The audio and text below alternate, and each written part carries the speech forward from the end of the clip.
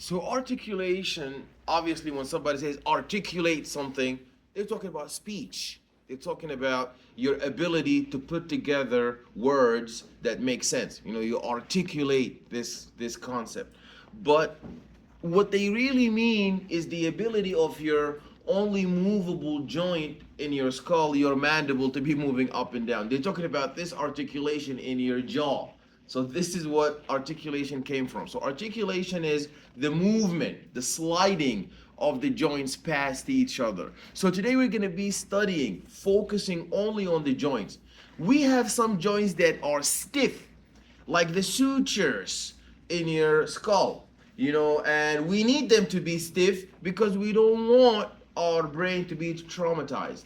Then we have some other joints that are not stiff.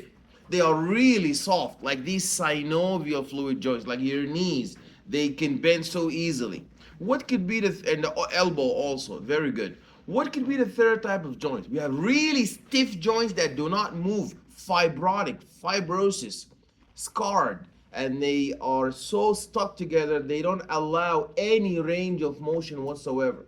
But we also have some joints that do allow a range of motion, but that they allow a very wide variety of range of motion, like your elbows and your knees. That's the second category. What do you think the third category may be?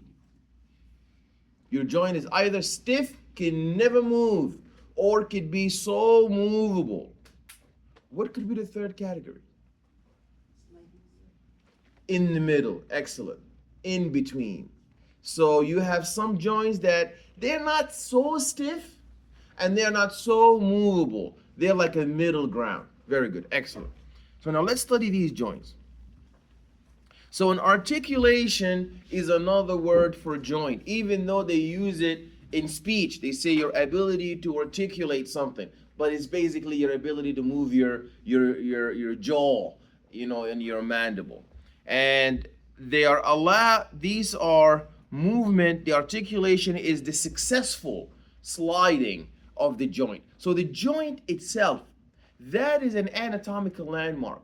But the articulation is the successful sliding of the joint and the successful stability of that joint. So they allow the movement, the allowed movements vary by the joint type. We talked about that. We said that fibrosis, sutures, these are joints, but they do not allow any range of motion. And we have other joints that are synovial, so soft. So let's look at the first types of joints. So we divide our joints into different classifications based on the structure of the joint and based on the function of the joint. So there are cartilaginous joints. These cartilaginous joints are connected entirely by, I can hear myself better now. Yeah, I didn't know that was a weather shield and a voice cancellation. Okay. So these joints are connected entirely by cartilage, and they allow more movement than fibrous joints, but less than synovial joints. So examples include your intervertebral disc in your vertebral column of the spine and the pubic symphysis. So that's very important for you to appreciate that those middle ground joints, they are not so stiff, but they are not so movable. Who is so movable that allows an excellent variety of movement? These are the joints that have this serous fluid, liquid known as the synovial fluid. So these synovial joints, they allow for excellent range of motion. So people who have really stiff arthrosis of their knees, and the knees are so stuck, that is because that synovial fluid is gone. It deteriorates with age, and sometimes they get artificial exogenous supply of synovial fluid, but it doesn't last for long. But you gotta know, synovial, they are so free. Cartilaginous in the middle. Fibrous joints, so stiff like your sutures. So these joints are connected entirely by cartilage, either hyaline or fibrocartilage, and they allow more movement than fibrous joints, but less than the synovial joints. What are examples of your cartilaginous joints? These are the joints in your vertebral column and the joint of your pubic symphysis protecting. What's the job of the pubic symphysis? Why do we have a pelvic girdle? It's important for us to be able to walk, and also what organs. They're always the bones. Your cranium, your skull is protecting your brain. Your rib cage is protecting your heart and lungs, and your pelvic girdle is protecting your urinary bladder. So they your ability to bend down and compress the bladder, that does not need a really stiff joint, but also does not really need a soft joint. It needs a joint in between, and that is your cartilaginous joint. Is the synovial joint. The synovial joints are characterized by fluid filled joint cavity enclosed by a fibrous capsule. So these joints are highly movable, known as diarthrosis.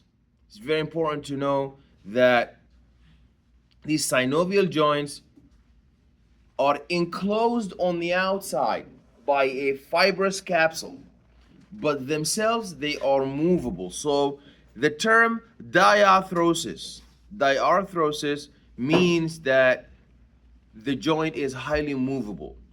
And what makes it movable is that there are tendons that connect the bone to the muscle, and there are ligaments that connect the bone to the bone, and there's cartilage. The cartilage is this tensile protein that is able to give malleable property to your bone tissue. So that's a synovial tissue. That's how we are able to achieve this freely movable range of motion that facilitate the movement and provide stability. And examples of these synovial joints are your knee, elbow, shoulder, and hip joints. Okay, so who can give me an example of cartilaginous joint that is not so stiff but at the same time is not very freely movable? What are two examples of the vertebral, of the cartilaginous joint? The vertebral, excellent. Your vertebral column joints. What's another example? We said the ability to bend down and compress the bladder. That's why they said people who have urinary hesitancy and urinary urgency, urinating sitting down is much better than standing up, because you're able to utilize your pelvic girdle to remove and void the urine. So what's another type of a joint that is not stiff but also not very movable? That is your pubic symphysis. What's an example of a stiff joint that is not at all movable, and it does not need to be? Your skull sutures. And what's an example of a synovial joint that is really freely movable? Your joint, your shoulder, your hip, excellent. Your knee, excellent. Good job. Okay, so that was a structural, anatomical classification. Now, we're not going to look at joints being classified based on what range of motion they're able to provide. Really no range of motion, or mediocre range of motion versus really wide range of motion. Now we're going to look at this functional classification. The first type of functional classification is the synarthrosis. The synarthrosis joints are immovable joints. They are connected by fibrous tissue or cartilage, so they provide strong and stable connections. Examples would include your skull sutures and the tooth sockets, these gomphoses that hold your teeth together. I mean, you do not want the sutures of your brain to be movable, or your teeth. Imagine you're chewing and your teeth are moving with the food that you're trying to chew. And then the second functional classification of our joints, besides the synarthrosis, would be the amphiarthrosis. The amphi, from the name amphi, they say the amphitheater, or we said when we described the phospholipid bilayer, we said it's amphipathic, amphi. So what does amphi means? It means it's a mixture of both, a middle ground. Are slightly movable joints connected by cartilage or fibrous tissue. They are connected by cartilage and fibrous tissue. They are offering limited movement. Examples would include intervertebral disc and the pubic symphysis. That's mediocre. That's amphiarthrosis. Amphiarthrosis. In diarthrosis, these are freely movable joints with a fluid-filled cavity allowing a wide range of movement.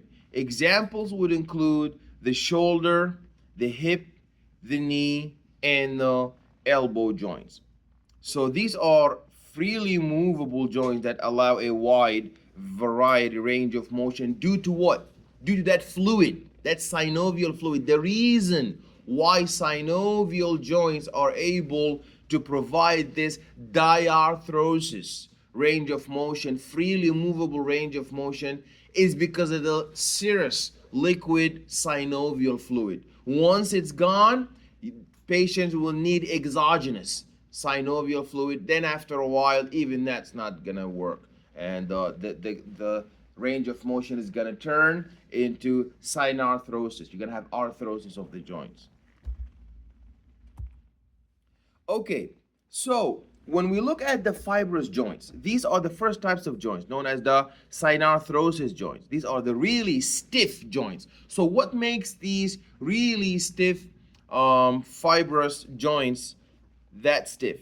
Number one, you would have the first type is your syndesmosis joints. These are joints where ligaments connect two bones. The ligaments connect the two bones and they connect them so tightly, in addition to the fibrous capsule, that prevents the range of motion. So the first type of the fibrous joints is your syndesmosis joints. Then you have your sutures. We talked about those. These are only found in the skull. In the beginning, they are not attached, and we actually need that so the baby can come out of the birth canal without trauma to the brain tissue that is being protected by this skull. So later on, the fontanelles are going to fuse, and then the baby's head is going to be arranged in stiff sutures with extra fiber. Gomphosis, that's your third type of fibrous stiff joint, in addition to the syndesmosis joints and the suture joints. The gomphoses are found where? In your tooth. So this is the tooth root and the alveolar processes of the mandible or the maxilla, because you don't only have teeth in the mandible. You don't chew with the bottom. You have teeth on both your mandible and the axilla. And these are very important. Their job requires that they become really stiff. They don't allow for any movement.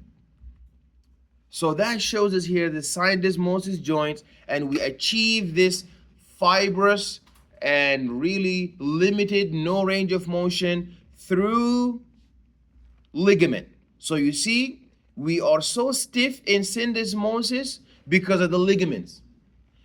And the sutures is not because of the ligaments. Is because fibrous. There's no ligaments in your tooth sutures. And in the gomphoses, you have the socket. So you have the root of the tooth in the socket connected to the periodontal ligaments. So you see that sometimes you don't only rely on fiber tissue deposition to lock in, like glue. This fiber is like glue. It sticks together all of the sutures. Sometimes you need, in addition to the fiber, you need ligament. So the more fiber, the more ligaments you have within a joint, the more stiff that joint is going to be. And that's why your teeth have really stiff joints because not only do they have fiber and they have ligaments, fiber and ligaments. The syndesmosis in your tibia and your fibula.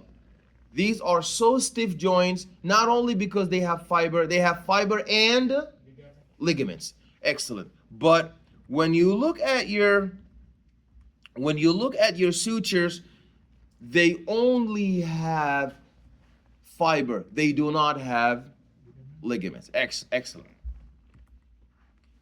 Okay, so now we move to the second category, and these are the cartilaginous. So in the first category that's so stiff, there's fiber and ligaments, but there is no cartilage. In the amphiarthrosis classification, now these are the joints that are in between. These are middle ground joints. They have synchondroses and symphysis joints. So what's the difference between the synchondrosis joints and the symphysis joints? The synchondrosis joints, they have hyaline cartilage, while the symphysis, they don't have hyaline cartilage, they have fibrocartilage.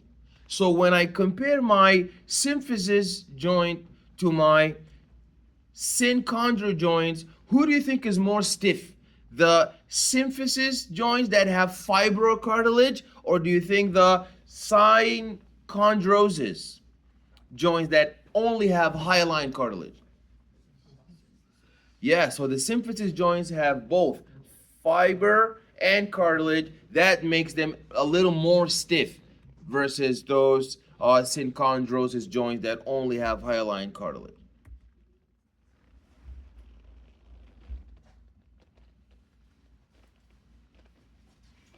Okay, so synchondrosis, that shows you your synchondrosis. These only have hyaline cartilage, and we see that in your sternum, in your rib cage, and we see that on the epiphyseal plate. These are really soft tissue, and actually we want it that way because we don't want our rib cage to compress our lungs. You know, when you're taking a deep breath, what happens to your rib cage? It expands. The transverse thoracic diameter of your rib cage increases. Now imagine that joint in your rib cage was fibrous. Will you be able to achieve that property of distension and compression? So that's why we need it to be cartilaginous, soft tissue. But in your symphysis, the same thing. Your ability to urinate, void the urine. The bladder distend and the bladder voids the urine. So the ability to allow and accommodate this visceral organ, your urinary bladder, requires that this pelvic girdle has joints that are cartilaginous, soft joints. And they must have a more stronger integrity compared to your rib cage because they do not move as often.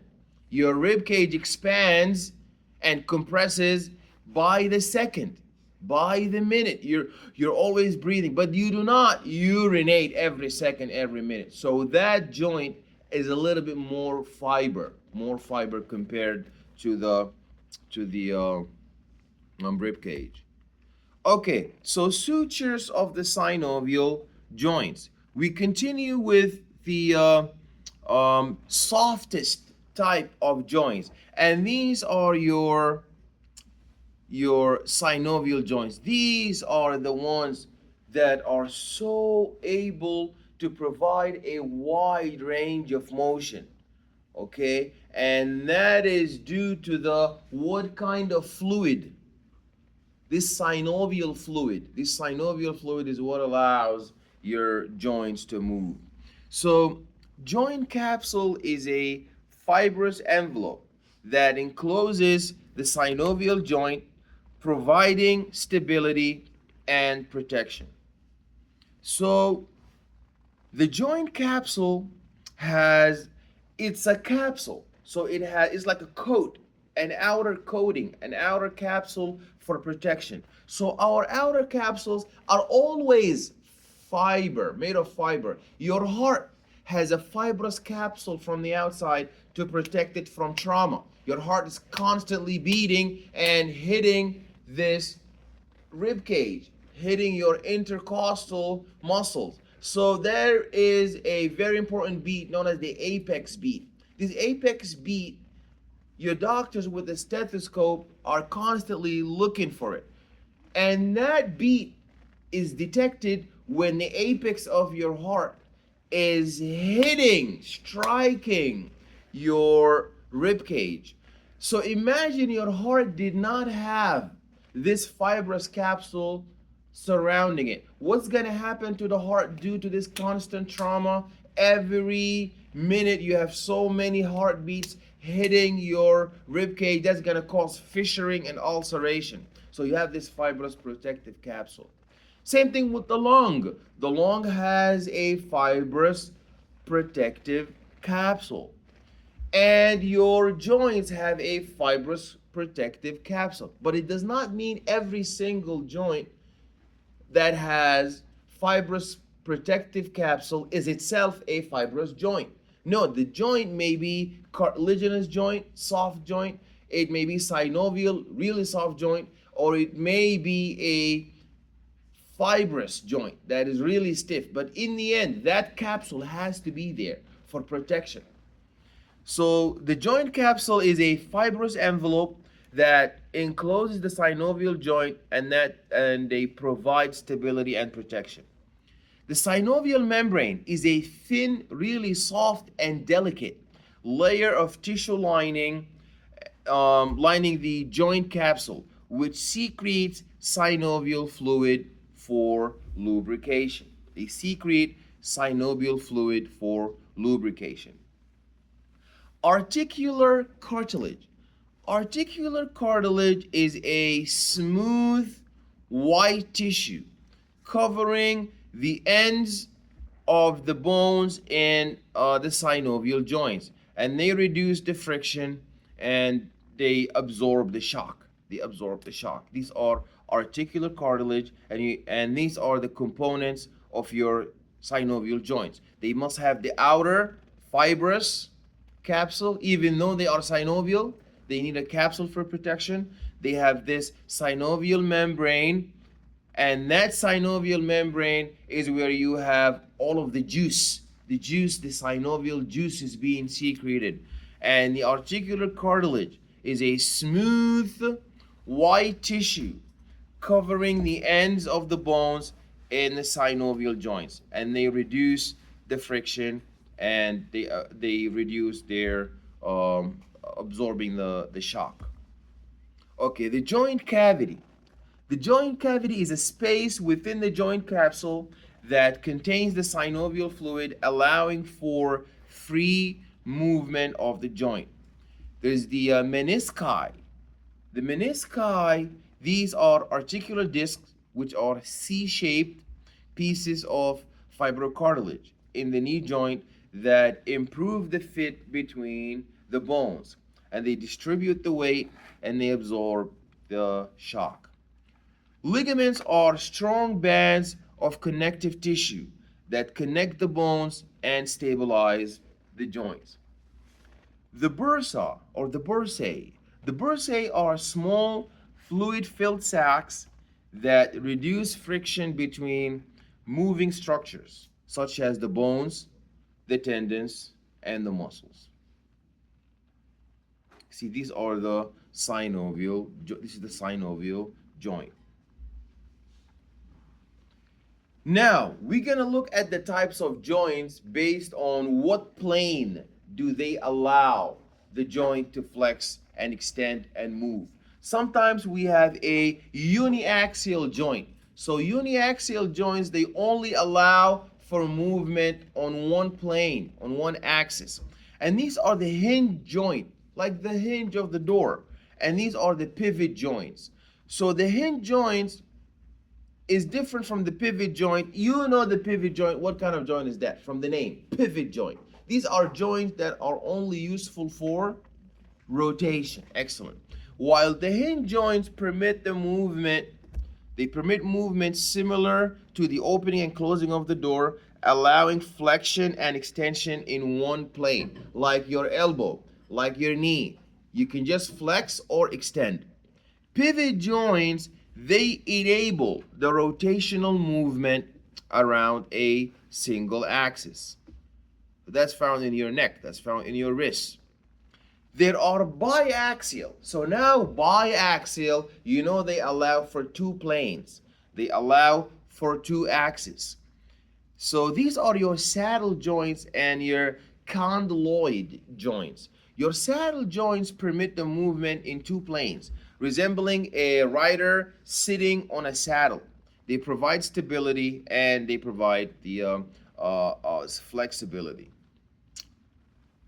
Condyloid joints allow movement in two planes, but no rotation. They allow movement in two planes, but no rotation. The only joint that allows for rotation is your pivot joint.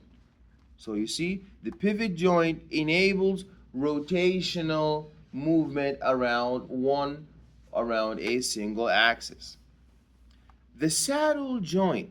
The saddle joint permit the movement in two planes, resembling a rider that is sitting in a saddle, and they provide stability and flexibility. Condyloid joints, these are biaxial joints. Okay, so we have multi-axial joints. Multi-axial joints are ball and socket joints. Multi-axial joints are ball and socket joints. They allow for the greatest range of motion, permitting the movement in multiple planes and rotation around a central point, such as the shoulder and the hip joints. The gliding joints. Gliding joints enable the bones to slide, like gliding, like gliders. They enable the bones to slide past one another in any direction within the plane of the joint, allowing for limited movement, as seen in the carpal bones of the wrist and the tarsal bones of the ankle. So this is uniaxial, biaxial, and multi-axial joints. These are your uniaxial joints. You see, they allow movement in one axis, one plane. These are your elbow joints.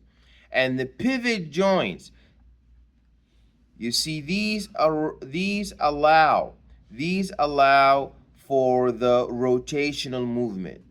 While your biaxial joints, two type of them, that is your saddle joint, and these are, as we said, in your wrist.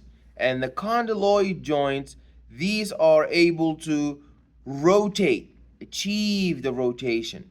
And multi-axial joints, these are the ball and the socket joints, while the gliding joints, they slide by each other.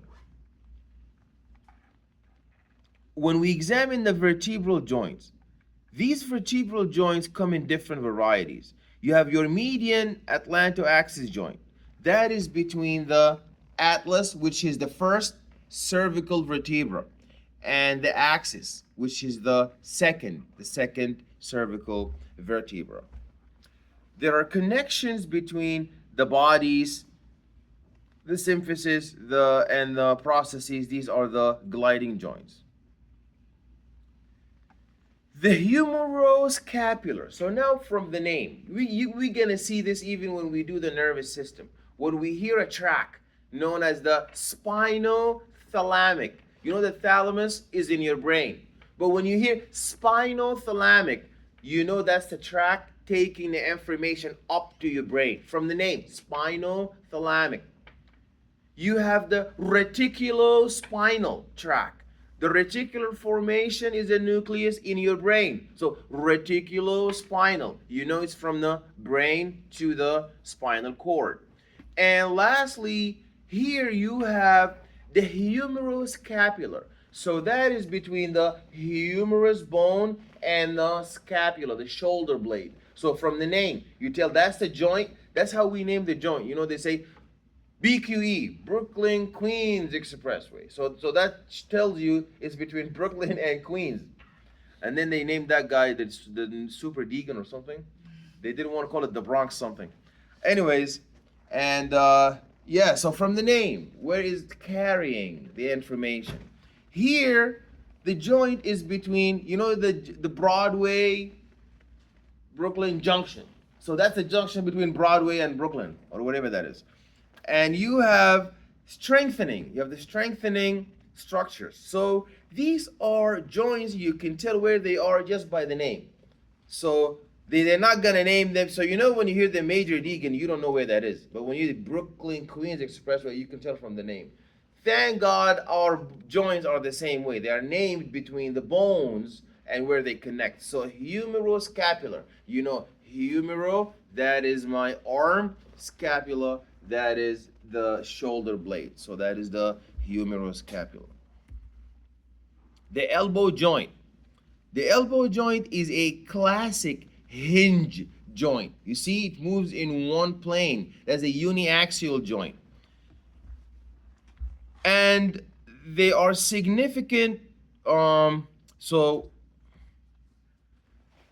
these are classical hinge joints, and you have your humeroradial joint that is between the humerus and the radius. So radius is on the outside. The ulna is on the inside. So the humerus and the radius, that's a humeroradial joint. And then you have your humero-ulnar joints. So the humeroradial joint is where the radius articulate with the humerus at the elbow, facilitating flexion and extension.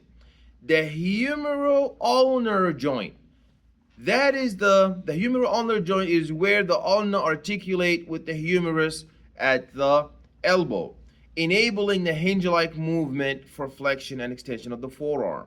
There's a proximal radio-ulnar joint, known as the pulled elbow. And so you have to understand that this elbow joint looks like one joint, but it really isn't. It's about three joints. A joint between your humerus and the radius, humeroradial joint, then another joint between your humerus and ulna, humero-ulnar joint, then a third joint between the radius and the ulna, radio-ulnar joint. And then you have the elbow. So people say the elbow, but it really is not one joint. It's not a hinge like that, though. It's like three joints working together to allow for this uniaxial movement, providing flexion and extension. Now, when we look at the forearm, the wrists, and the hand and the finger joints, these are all joints. So you have the radio-ulnar joint. These are joints between obviously the radius and the ulna, and these are proximal. So radius and the ulna articulate proximally here at the elbow. They do not articulate at the wrist. It's very interesting. At the wrist, you have an articulation between the radius and the carpal bones of your wrist. So the ulna does not articulate only except when it's articulating with the humerus and when it's articulating with the radius proximally in the elbow. But down here, the ulna does not articulate with nobody. It is your radius who articulates at the top with your humerus and your ulna, and your radius articulate at the bottom with your carpal bones. So the radio-ulnar joint allows for the rotation of the radius around the ulna. Well, that's very interesting. It's this joint here, the radio-ulnar joint between the radius and the ulna. This joint up here between the radius and ulna, is not only important for the flexion and extension, but it's also important for pronation, supination. That's called pronation, supination. So this joint up here is actually controlling how you're able to flip your wrist on its face. We call it pronation and supination. Then the radiocarpal joints between the radius and between the radius and between the carpal joints, connecting the radius of the carpal bones of the wrist, enabling flexion, extension, abduction, and adduction movement. So the radius and the carpal bones. Here, the radius is on the outside. So we know when you extend like that, you know your forearm has two pieces. The one that's on the inside, we said in ulna. The inside one is the ulna. The outside, lateral. You know, when you move outside, that's lateral. So the outside, the lateral is the radius. So the radio ulnar joint, that's known as the distal radio-ulnar joint, allows for pronation, supination. But your radiocarpal joint, that allows for the abduction and adduction of the wrists. Intercarpal joints, you know, carpal, these are your hand bones compared to the tarsals. These are your foot bones. So the intercarpal bones, you have intercarpal joints are connections between the carpal bones of the wrist, allowing for gliding movement to adjust the position of the hand. They allow for gliding movement to adjust the position of the hand. There are carpal metacarpal joints. There is the carpal metacarpal joints. The carpal metacarpal joints connect the carpals of the wrist to the metacarpals of the hand. The carpal metacarpal joints, so you have the carpal and metacarpal joints. These are between the beginning of your hand and the middle part of your hand. These are known as the carpal metacarpal joints. They connect the carpals of the wrist to the metacarpals of the hand, allowing for limited gliding and rotational movement. Then there is the metacarpal phalangeal joint, which is between the metacarpals in the palm. These are the metacarpals. Then the phalanges, your fingers. So that's another joint. So they connect the metacarpal bones to the proximal phalanges of the fingers, enabling flexion, extension, abduction, and adduction movements. So the interphalangeal joints are located between the phalanges of the fingers. They are between the phalanges of the fingers and the toes. They are between the phalanges of the fingers and the toes, allowing for flexion and extension movement. These are between the phalanges. Now, when we examine the hip and the knee joints, they provide stability and they allow for the locomotion and our movement. The knee joint is the largest joint in your body. It is very complex because it has obviously fibrous capsule for protection, but it is a form of a synovial joint. It has cartilage and numerous ligaments and muscle tendons. It has 13 bursae. And finally, you have your ankle joint, and there are similarities and differences with the wrist, the hand, and the fingers. So the ankle joint is important for stability and the weight bearing. And they are favored in the ankle, the foot, and the toes. And these are usually damaged because they bear the weight of your entire body in your ankles and the foot and the toes. They are mortise shaped, and they always, suffer from internal rotation injury. And these are sprained ankle. So that's an internal rotation. And there is external rotation injury, like first, second, and third degree fractures.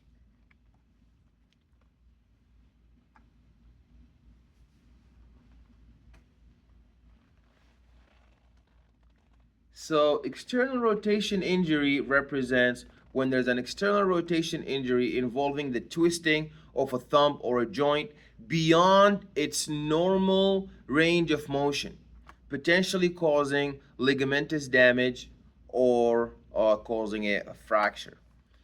There's a first degree fracture. First degree fracture involves a hairline crack in the bone and often causing minimal displacement and generally manageable in the treatment with conservative treatment like immobilization. So they just fixate and immobilize the joint to allow it to heal. So you cannot be moving your joint that underwent a first degree fracture. Then there is a second degree fracture. A second degree fracture refers to a partial break where the bone is partially fractured but still retains some integrity and often requiring more involved treatment such as casting or splinting to ensure the proper healing, third degree fracture. So the second degree fracture refers to a partial break where the bone is partially fractured.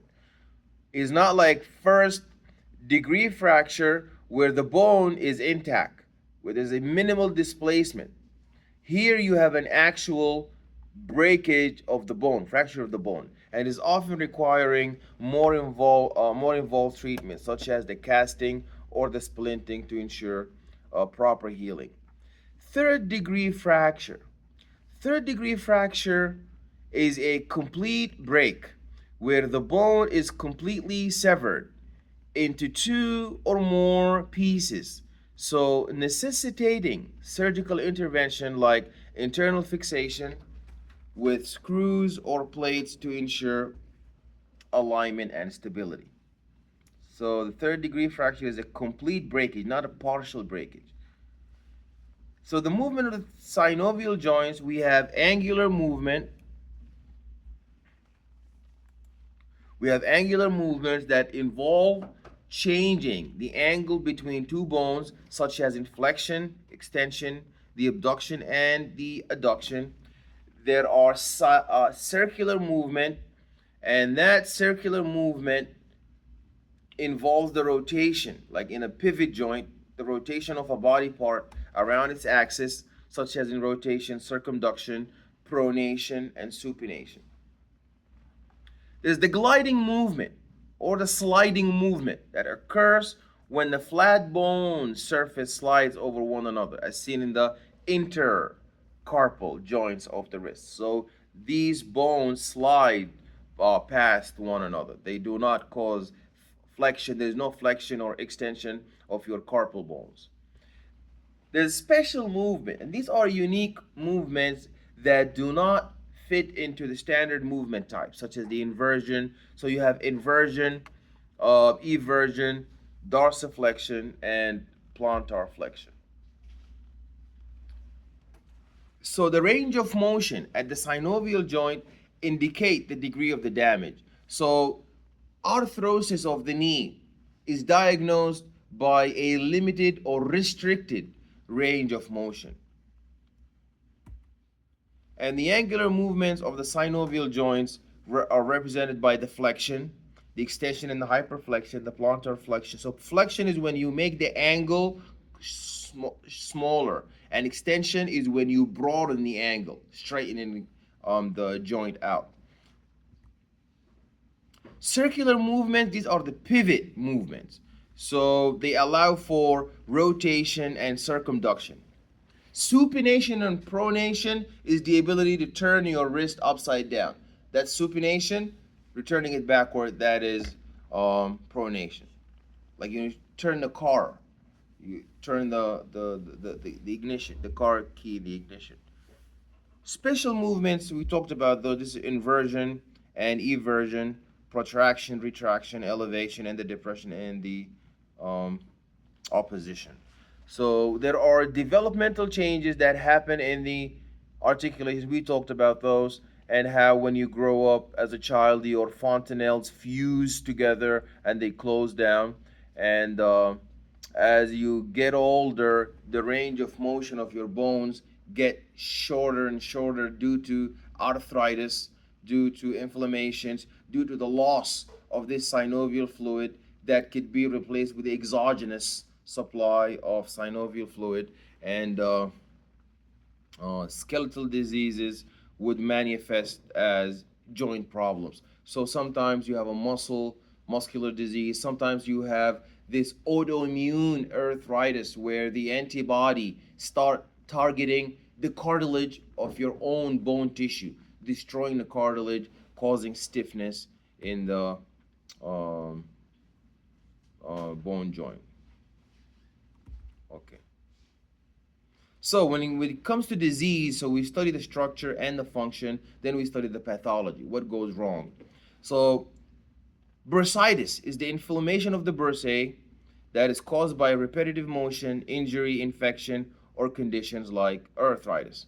The causes for this inflammation of the bursa, known as bursitis, includes repetitive motion, injury, infection, and inflammatory conditions such as arthritis. There are joint disorders. Joint disorders include osteoarthritis. They include osteoarthritis and rheumatoid arthritis. These are categorized into non-inflammatory, like osteoarthritis, and inflammatory, such as rheumatoid arthritis condition.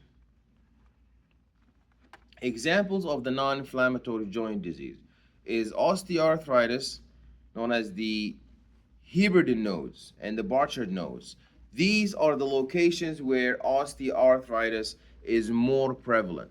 So that's an example of a non-inflammatory joint disease that is caused by the obliteration and destruction of the osteocytes that make up the joint. Traumatic injury caused by dislocation or subluxation.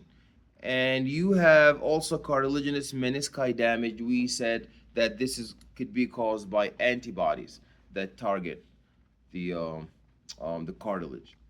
NSAIDs are used to reduce the inflammation because they block the lipooxygenase and they block the cyclooxygenase pathways that mediate the pain, causing the irritation of the nerve endings around the tissue of your bones. So you take NSAIDs, and NSAIDs inhibit it does not remove the pain, but they inhibit your sensation of that pain during the inflammation because they inhibit the synthesis of prostaglandins. And what do prostaglandins do? Prostaglandins are able to irritate the nerve endings. Arthroscopy is a minimally invasive surgical procedure that allows the surgeons to visualize, diagnose, and treat the joint problems using a small camera called the arthroscope. Diagnostic and the therapy. Arthroscopy serves both diagnostic and therapeutic purposes. So the same thing when we do a colonoscopy or a endoscopy. We put a camera to see what is wrong with the tissue, if there's any metaplasia, any form of a fissure or an ulceration. We take a biopsy and we investigate for the nature of the cells. The same thing, that's like an endoscopy, but for the bone. Okay, and that is known as the arthroscopy. So they enable the surgeons not only to identify the joint tissue, such as torn ligament or cartilage damage, but also to repair or remove the damaged tissues during the same procedure, reducing recovery time and improving the outcome.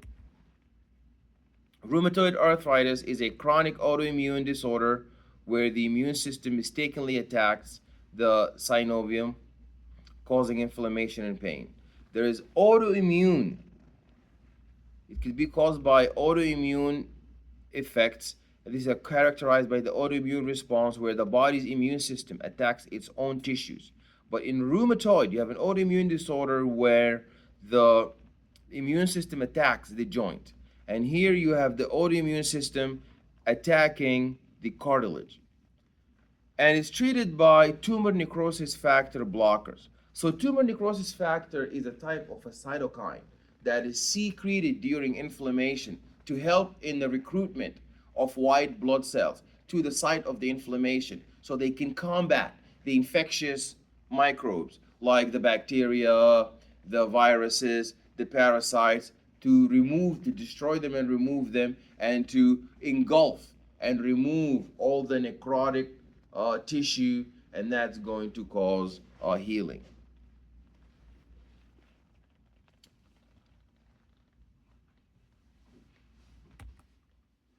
There's juvenile arthritis, is a chronic autoimmune disease affecting children under 16. There's gouty arthritis. It is characterized by sudden and severe attacks of pain and redness due to the severe protein catabolism that is taking place, and there is the nitrogenous waste such as the uric acid and um, urea. These are byproduct. These are nitrogenous waste. Nitrogenous waste are a form of general toxic waste, metabolic waste that is generated by your body, but nitrogenous waste especially is a type of this generalized type of waste, and that comes from the breakdown and the catabolism of the amino acids. Remember, the amino acid has a carboxylic and an amino terminal. So when they catabolize, your cells catabolize these proteins that you eat, the byproduct, the nasty byproduct, is the nitrogenous waste that comes from the nitrogenous terminal of this amino acid that we break down. So this nitrogenous waste clumps up as urea, as uric acid, and then they deposit to make uric acid crystals. These uric acid crystals deposit in your bones and they cause gouty arthritis. There is a psoriatic arthritis. Is a type of arthritis that affects some people with psoriasis, causing joint pain, stiffness, and swelling, and often combination with the skin and nail changes.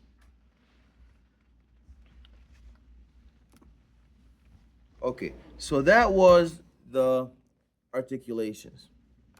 Now we're gonna move into the muscles. We have the axial muscles and the appendicular muscles. We already did the muscle contraction last week, so these are the two we will do for today. And your exam will be articulations, axial muscles, appendicular muscles, and muscle contraction in 2 weeks, because we're not meeting next week. So the Friday after Thanksgiving, correct? Yes, yes, Friday after Thanksgiving.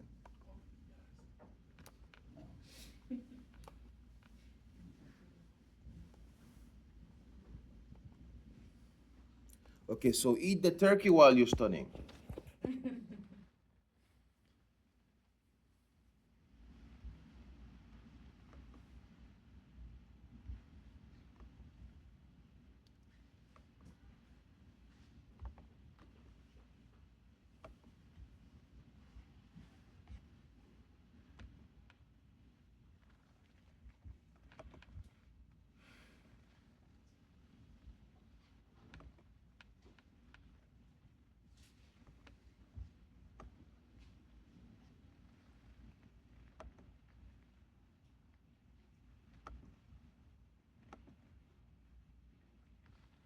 Okay, so axial muscles, these are the muscles that shield, protect, and move your axial skeleton. You know, we said we have two types of skeleton.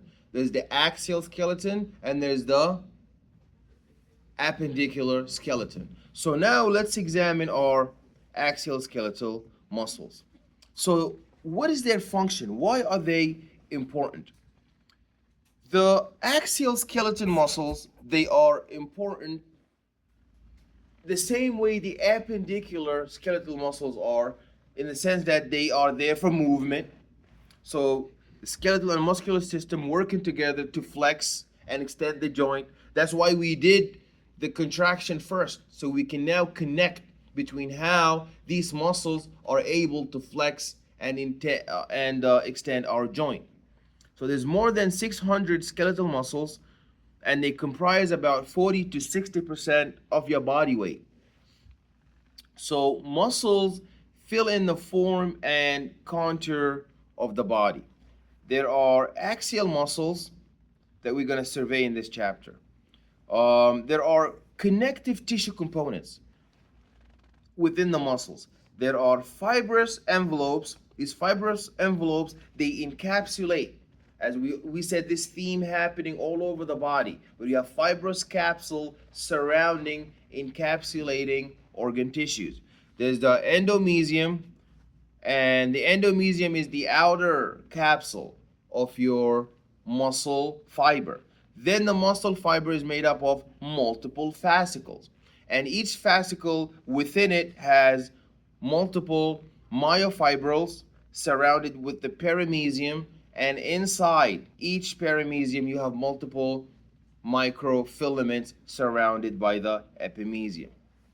Tendons are strong and tough cords that connect the muscle to the bone. Is the aponeurosis. That is a broad, flat sheet that connects your bones to the muscles, and it serves connective purposes. There are tendon sheath. These are double-walled fibrous tubes that also perform the roles of protection. And fascia, they are there also for protection, and uh, they are a form of connective tissue, but they also provide lipid ATP source. So we can break down this fat fascia, this fat tissue, and get ATP from it, because you know we need our ATP for relaxation of the muscle. So this fascia is going to provide for us a lot of fat, so we can break down this fat into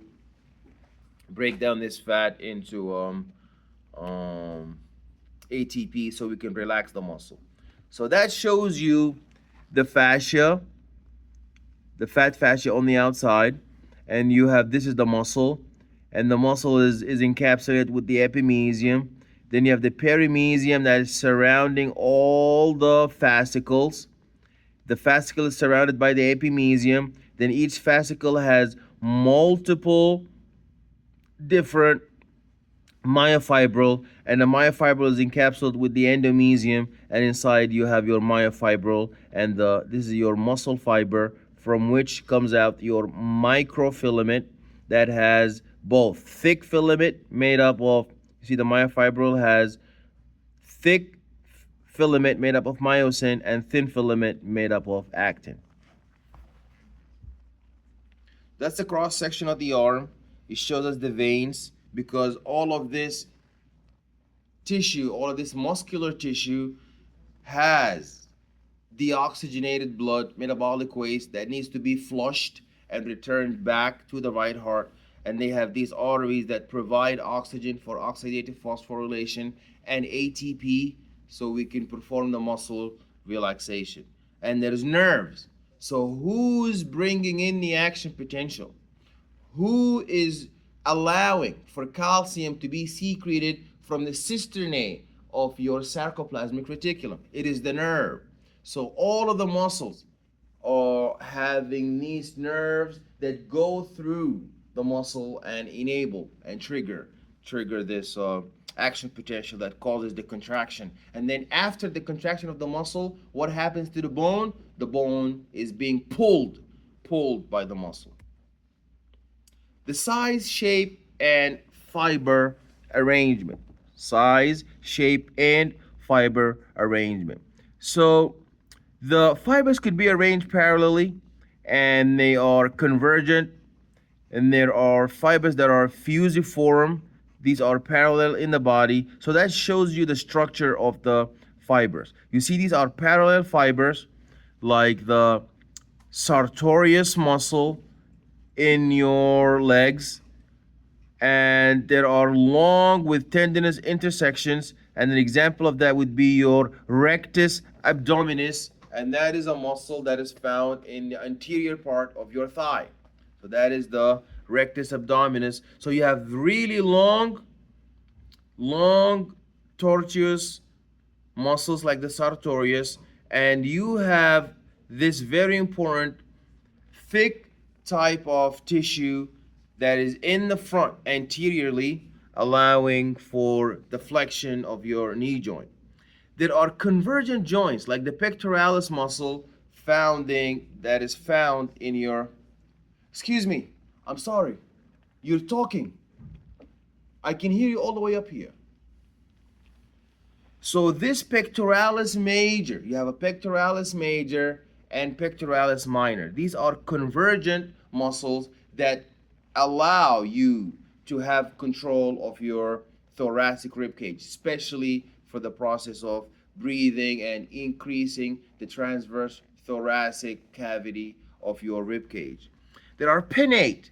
These are types of muscles like the flexor pollicis longus. That's a muscle that is found in your arm. There is the bipinnate and the deltoid muscle that's in your shoulder. So this figure here shows you the different structures, the different arrangements that we can have muscle our muscle tissue integrity. But in the end, we're always gonna have a muscle, we're always gonna have actin, we're always gonna have myosin, and we're gonna have tropomyosin and troponin. But the way they are arranged is differently. So these are the different variations to allow for the movement. Because the bones look different, then we need the muscles to accommodate the differences in the structures of the bones. So they have to look different in order to move these different bones. So most muscles span at least one joint and attach to articulating bones. So the points, you have to understand that each muscle has an origin site from which it comes from and an insertion site from which it ends. So the origin is more stationary when the muscle contracts. So we move when the muscle gets the action potential and calcium is secreted to trigger that contraction. There we go. So this is the insertion site, and that is the origin. Our bicep brachii originates from this site and inserts here. So when we pull, what happens is the insertion site gets closer to the origin site, and that's what enables the flexion. What's the fulcrum? The fulcrum is the site where you have the movement of the joint. That is the site where there's the hinge. So muscle actions, we have coordinated actions of several muscles. These are the primary mover muscles. So you have muscles that allow for the desired movement, and you have muscles on the back, and these are your antagonist muscles. So if you want to flex your elbow joint, you want to elicit a contraction on the anterior part, on your bicep brachii and on your forearm, and you want to inhibit the antagonizing muscles in the back, because if both contract, the antagonist muscle is going to fight these agonist muscle and prevent the process of flexion. So that's the synergist muscle that helps the process of flexing your joint. So there are lever systems that allows for the muscles to flex. So there is a rigid bar, and that is the bone, that is the rigid bone that we need to flex past our fulcrum point, past of our hinge joint. Then we need that joint, that articular joint, that's the second part. That is the fulcrum joint, around which the rod is going to move the load L that we are trying to move.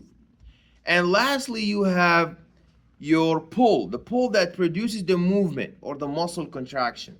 So in order to have a lever, you need to have the joint that you will use as a fulcrum, and you need to have the actual bone who will provide you the strength to move that joint, and then you will have your muscle that is going to produce the movement through this depolarization, through that action potential. There are different classes of this lever system. There is the fulcrum, there's the fulcrum class, there's the first class and the second class. The first class levers, they are characterized by having a fulcrum that lies between the pull and the load, and generally they serve as levers of stability. While the second class of levers, they have the load lying between the fulcrum and the joint at which the pull is exerted. So it is controversial where in the human body are they found. So these levers, you see, you have your fulcrum in the middle. This fulcrum is the joint through which we're able to move or pull versus our bone. So this is the first class lever. Between the pull and between the load, you have your fulcrum. And the second class levers, you have a different arrangement, like a wheelbarrow. So you have your fulcrum away from your pull and away from the lever. The lever is what you use to pull, and the fulcrum is what mediates this process. So you have some joints on which the fulcrum is right in the middle between what you're trying to pull and between the load. So this is the load you're trying to pull, and this is the muscle that you're pulling, and this is the fulcrum that is allowing for that movement. But in this second class levers, it's the opposite, like in your foot. You have the fulcrum all the way in the bottom of your foot, and then you have the pull and the lever away. So it's not in the middle. The fulcrum is not in the middle. So to be a first class lever, you have to be in the middle between the pull and the load.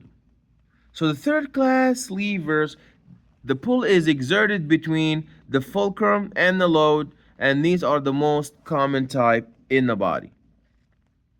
So you see, these are the third classes where the pull is exerted between the fulcrum and the load. So here you don't have the fulcrum in the middle between the pull and the load. Here you have the load between the fulcrum and the pull. So this is an overview of all the muscles that we have. This is an overview of all the muscles that we have in our body. So anteriorly and posteriorly. You don't have to memorize every single muscle. Just stick to the muscle that I'm gonna put for you on the study guide. But orient yourself. Orient yourself with all these muscles is very important, but you're not required of memorizing every muscle here. So there are muscles of the facial expression and muscles of mastication. One student crazily thought mastication is something that has nothing to do with mastication. Mastication is chewing. So the student was telling me about something that sounds like mastication, but it's not mastication, it's something crazy bad else. But they were talking about it. So that student, I think that student is crazy. But anyways, so the muscle of facial expression, these are the muscles that you use to detect for the psychological assessment of the patient. So when you're bringing in the patient, there is an entire section for psychological examination. Is the patient suffering from anxiety? Is the patient suffering from depression? So the veterinarian can never do that, because you cannot look at the face of the animal to tell if the animal, the dog, the monkey, or the cat are suffering from depression or anxiety, because the structure of their muscles are not as intimately attached to the skin as we are. So when you're happy, when you're angry, your face gets red, and the muscles squeeze in a way that reflect that. When you're happy, your face sounds like you are happy, but you cannot tell if an animal is happy. You can just assess that your patient is suffering from some form of clinical depression, some form of anxiety, just by looking at their facial expressions. But the veterinarian cannot do that. So we use our musculoskeletal system as a way to assess for psychological integrity. Muscles of mastication. Mastication is chewing. That's why this muscle is known as the masseter muscle. There's another muscle that helps in this mastication and the chewing. It's called the temporalis muscle. You have your parietal bone in which you have your parietal lobe attached. Then the frontal bone, there's the frontal lobe attached to it. The occipital bone is the occipital lobe attached to it. Then the temporal bone, then the temporal lobe attached to it. Then the temporal muscle. Okay, this temporal muscle helps the masseter in the process of the mastication. And these are the muscles that move. These are the muscles that move your head. You see, this is epicranial aponeurosis, and this is the temporalis muscle, and this is the masseter muscle, and that's the sternocleidomastoid muscle. That's a major, very important muscle, the sternocleidomastoid muscle. That's the masseter muscle, and that's the occipitofrontalis muscle. That's your temporalis muscle. And this is the around your eye is your orbicularis oculi. These are very important muscles to know. These are not like those really many muscles we've seen in the diagram. These are big muscles. When you want to memorize your muscles with these flashcards, you have to begin very big. People know New York City. Some people don't know what continent is it. They don't know what is the state. Okay, they just know Brooklyn, Queens, or the Bronx.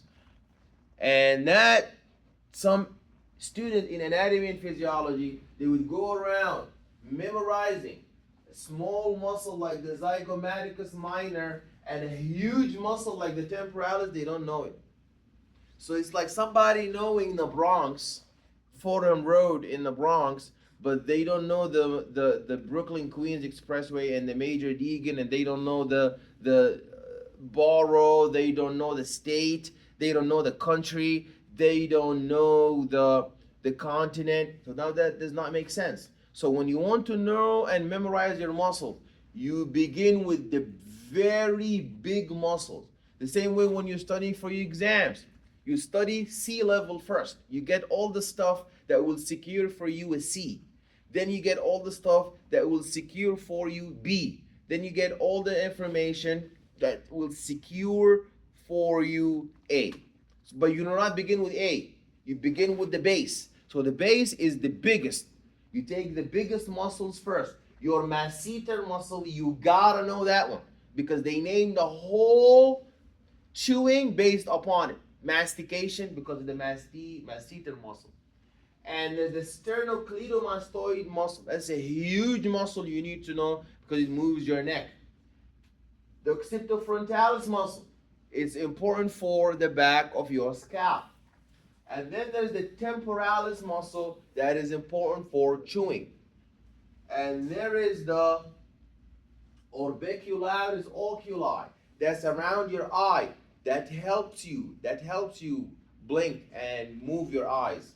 And there is this very important muscle here, the buccinator. This is the one that helps you blow air. So when we do a neurological examination to see if the nerves are able to stimulate these muscles, we say to the patient, can you please blow air?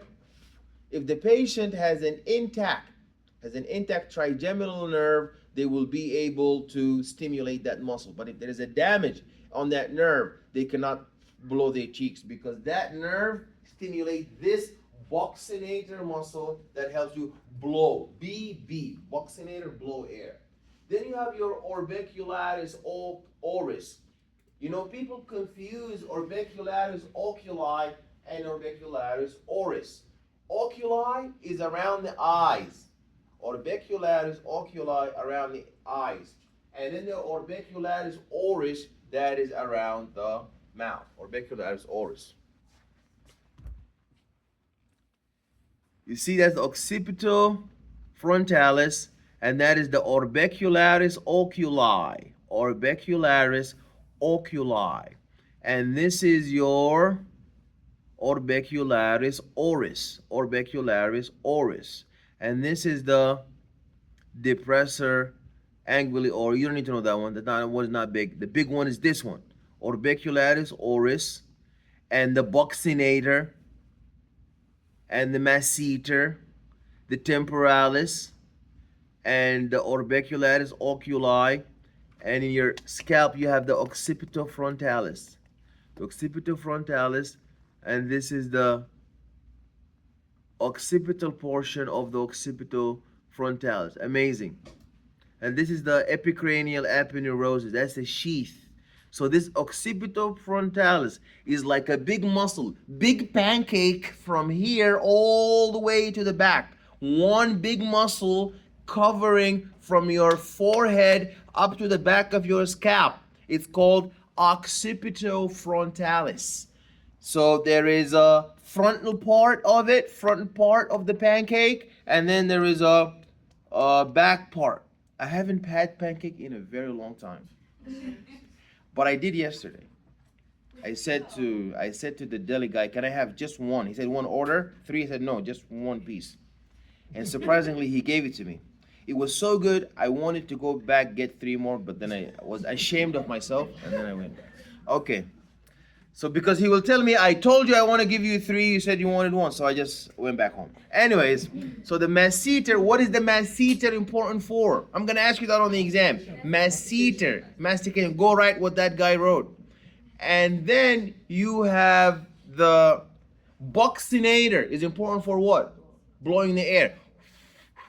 Blowing the air or pulling air in. Flute and, playing the trumpet and all of that. The temporalis is important for chewing, helping the masseter. And this big pancake muscle from the front part of your forehead to the back is known as the occipital. And it's divided into two parts, whereas you have the occipitofrontalis. So they call it the occipitofrontalis because the front is the frontalis. The back is the occipital. So they call it occipitofrontalis. It's like a junction. Because the back is the occipital bone and the frontal bone. So here you have the frontal muscle and the occipital muscle. They are joined together as occipitofrontalis. In the front, you say that the frontal part of the occipitofrontalis. In the back, you say that the occipital part of the occipitofrontalis. Around the eye, what do you have? What is that called around the eye? The orbit. You see, around the eye and around your mouth, orbicularis. But around the eye, orbicularis oculi. Around the mouth, orbicularis oris. Orbicularis oris. You see? That is orbicularis oculi. Orbicularis oculi, and this is the orbicularis oris. Orbicularis oris, your lips. Okay, the muscles of the tongue. You have very important muscles in your tongue, and these are the palatoglossus, and you see your styloglossus, and this is the hypoglossus muscle. This is next to the hyoid bone, this U-shaped bone, you have the mylohyoid, and then you have your larynx, and this is the cartilage between the hyoid bone and the larynx, and that's your trachea. This is the inferior pharyngeal constrictor, and this is the medial pharyngeal constrictor. That's the stylohyoid. Okay, this is the medial pterygoid muscle. That's a very big muscle, the pterygoid muscle. That's the temporalis. I love this diagram. If I am gonna give an exam, I promise you this one will definitely be one of the biggest diagrams you will see, because it shows you your temporalis. This is a very big muscle here. Okay, and you have your masseter, some portion of the masseter, then the buccinator muscle, the orbicularis oris. There is another muscle that's also helpful in the process of chewing, and that is the pterygoid. begins with a P, pterygoid. But that muscle is a little deeper, so it's not as obvious. But it's very thick, very strong, but it's sandwiched in the middle between other muscles. You see, that's the pterygoid muscle. You see, very important muscle. You have your lateral pterygoid, the medial pterygoid muscle. So this is a very important muscle that is found, in the middle of the skull. But it's connected to your mandible. You see, it's connected to your mandible. Muscles of the neck and the back. Muscles of the neck and the back. So this is the semispinalis capitis, and that is the splenius capitis. And you see this big, really big triangle here. That's a very big muscle. You gotta know this one. Remember, always emphasis on the huge, big muscles. No way around that. This is the trapezius muscle, this big triangle here. And it's an outer muscle. You remove that, you slice that away, you will see these two big guys here. Your teres major, the big one, this one is the teres major, and this one is the teres minor. And this huge triangle is known as the trapezius muscle.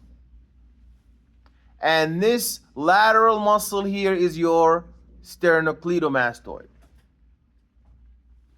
Now when we go into the thorax, these intercostal muscles, why are the intercostal muscles important?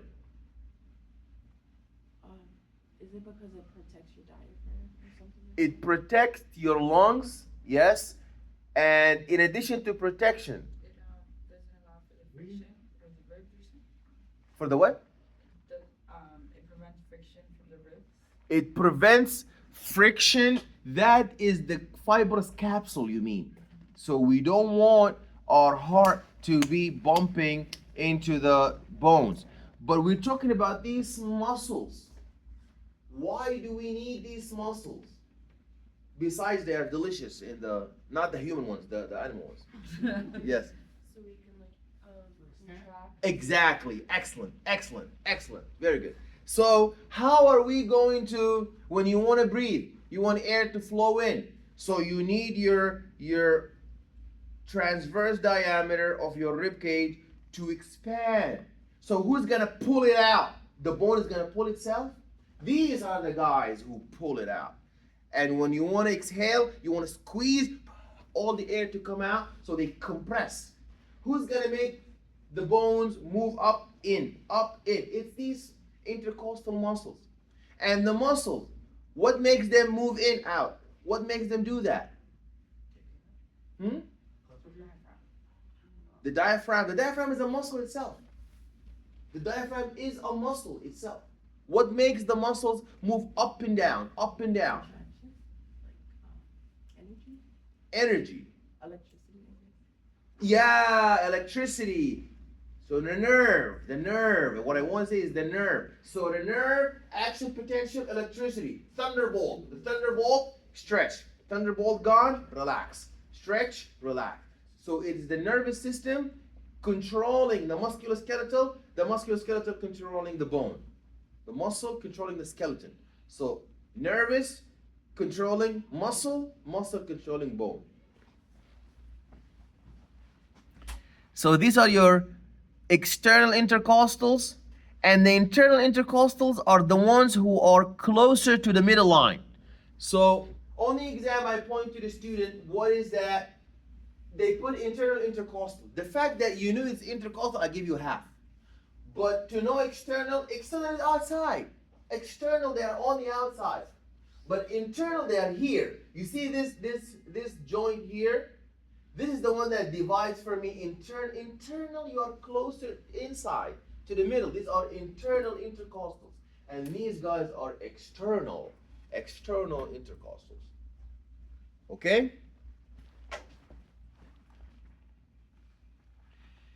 This is another huge muscle. You gotta know this one. You gotta know your deltoid. That's your shoulder. I mean, the guy in the gym, he knows that one. So you gotta know your deltoid muscles. And you gotta know your pectoralis major.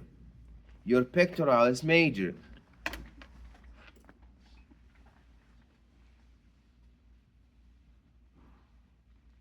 Your pectoralis major. And that is your deltoid muscle. And these are your and then there are muscles that right on the side. These are your in your rib cage you have the latissimus dorsi.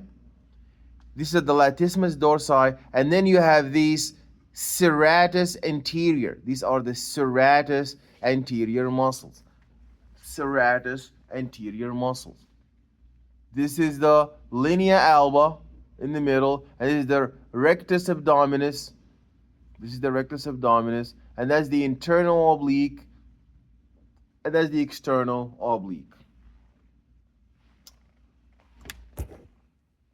This is the anterior wall above the umbilicus. You see we have a sheath here, that's all fat tissue. These are the muscles of the back. This is your trapezius. You see this big triangle? This one line, you see where my mouse is? This really long descending line. This really long ascending line. Then here, this triangle, that is your trapezius muscle. That's your deltoid muscle.